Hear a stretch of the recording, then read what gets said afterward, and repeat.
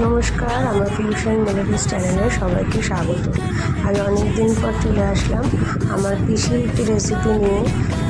অসাধারণ একটা রেসিপি। আমরা আলু ভাতে তো সবাই খাই, কিন্তু আজকে আলু ভাতেটা একটু অন্যরকম। কারি পাতা, রসুন আর শুকনো লঙ্কা ভাজা দিয়ে মাখা। সবাই একবার ট্রাই করে দেখবেন, অসাধারণ খেতে লাগে। যারা কারি পাতার ফ্লেভার খেতে ভালোবাসেন তাদের খুব ভালো লাগবে।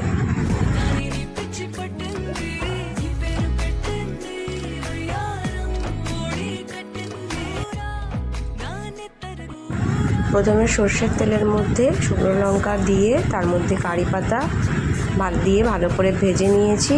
কারি পাতাটা একটু ভাজা ভাজা হয়ে আসলেই রসুনটা দিতে হবে। রসুনটা ভাজা ভাজা হলেই একটু লালচে করে ভাজতে হবে। ভাজা ভাজা হলেই নামিয়ে নেবেন।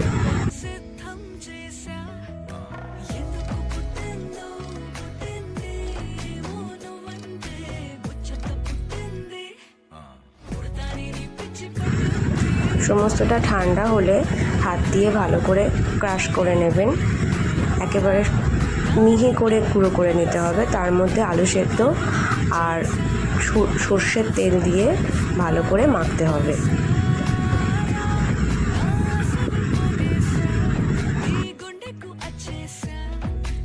ধন্যবাদ। সবাই সাথে থাকবেন, পাশে থাকবেন। সবাই ভালো থাকবেন, সুস্থ থাকবেন।